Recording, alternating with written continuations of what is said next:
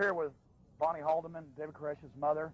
You know, I've seen you here today and talked to you some. You seem like a really gentle, nice woman, and that makes me think even more so that all the stories we heard in the controlled media were lies about your son.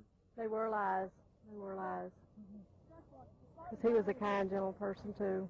Loved people, and his main goal in life was to help, save people's souls. And he didn't like anybody to be unkind to anybody else. And he also told the BATF to come on over 2 weeks before. He did. He told them several times to come out. They were in the gun shop one day and found out that they were there asking about him, and he said, tell them to come on over. The sheriff knew him. Sheriff Harwell knew him. And the sheriff of this county said that he was a good guy and wasn't bothering anybody, and that this was a good community out here. He had come out here many times, just in and talked to David, and Sheriff Harwell told me last year, he said, I'm sorry, Bonnie, what happened, if anything I can do for you. Well, there you have it. Attorney generals, sheriffs here in Waco, the sheriff here in Waco. It just goes on and on. FBI crime lab chiefs. What more do you need? The documentation is there. What would you say to the public in Austin, Texas, if there's just a few statements that you want to make to them about how they can avert this type of tragedy happening in the future? How can they avert it? Well, we need to stand up for what we know is right and to demand that investigations be done on what happened here and see that it doesn't happen again. Indictments, and we've got all of our family in prison that shouldn't be there. The jury of their peers found them innocent, and they're spending hundreds, of years in prison. And that's very strange. Right here, you have the structure, and the BATF came up, knocked on the door, and Koresh raised his hands and said, stop, let's talk about this. We have women and children. They opened fire, this is on the FBI's own tapes, into the front of the structure. This is even the edited tapes. And the door that's disappeared, lawyers and people that went inside said that the bullets were going in from the outside. You can tell this for novices out there. When a bullet hits a metal door, it makes a small hole going in and a large hole going out. So this, again, government-sponsored terrorism in your country. We'd already had breakfast, and I was back in my room, and all of a sudden I hear a lot of people out here in the cafeteria, and I thought, what's going on? Seems to be a lot of people out there, and we've already eaten, so what's the deal? So I go in there to find out what's going on, and somebody says, hey, we just got word that somebody's coming. It's going to be some kind of a raid or whatever. And about that time, David walked in from this side. He'd come down the hall and come in the cafeteria from this other side, and basically confirmed it. He says, we just heard that, there's a whole bunch of some kind of agents coming.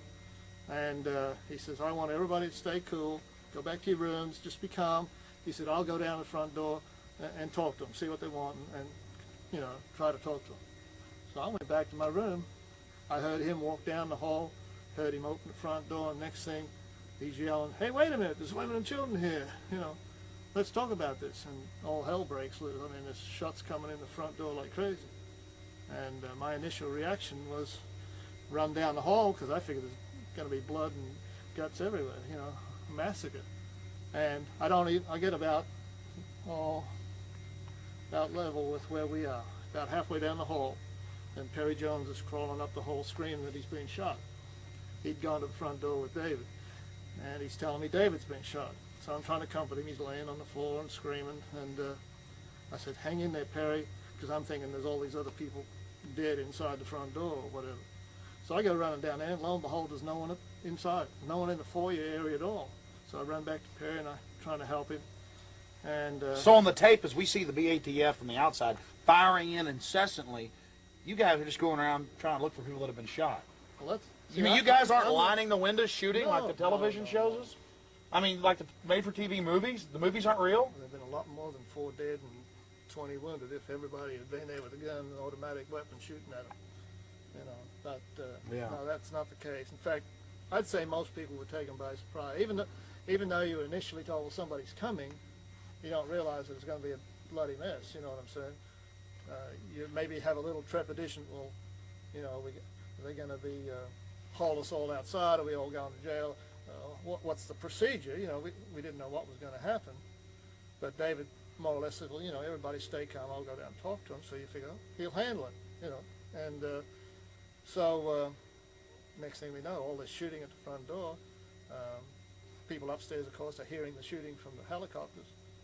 The helicopters came in from that direction, and they were coming, and as they came in, David's room was here, like this is the building, his room's extended out on the south side, and that's what they were pointing at.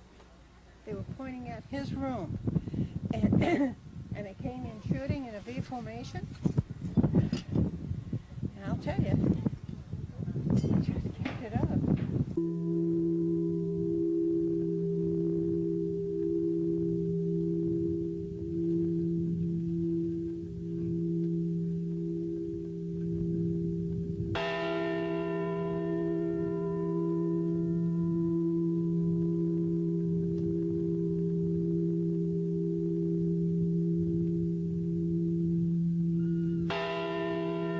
And with the infrared, with the explosion and the people, the flashes that we have on infrared absolutely prove beyond a shadow of a doubt that people were killed.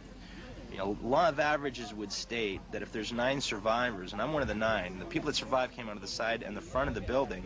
The majority of the people were at the back of the building, in the cafeteria area. Law of averages would state that, you know, if 9 people survive from a fire, that people are going to come out of the back where the majority of the people are.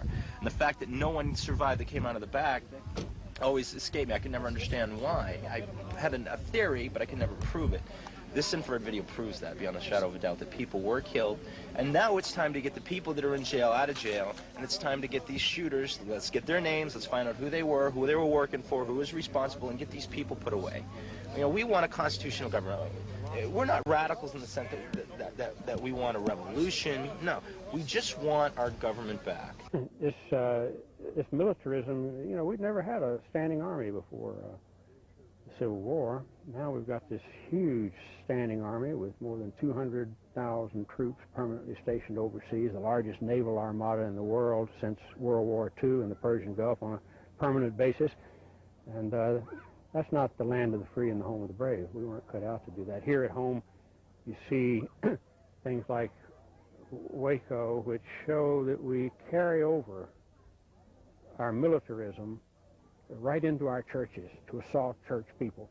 Well, yes, sir. My first question is, or my first statement about this is you're absolutely right. I mean, we have military training, people in black ski masks with the MJTF, multi-jurisdictional task forces, training directly with our local law enforcement in Austin, Texas, where I'm from, and I found out that this is a nationwide movement.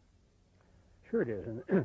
And the sad part is, you know, the cop is supposed to be our friend on the beat. He's the one that gets the cat out of the tree and takes care of the lost kids and stops someone from burglarizing a home and stuff like that. Instead, they love to be SWAT team. You know? It's the thin blue line. They're teaching them. In fact, I've heard police. Pretty thick blue line right now. I've done interviews at protests and things, and the police walk up and say, "Stay behind the demarcation line," and you'll hear them talking. Watch the civilians. They're using military terminology. Is this dangerous? Of course, it's dangerous. The paramilitary concept of police is a police state, you know, and our Constitution was created to prevent a police state.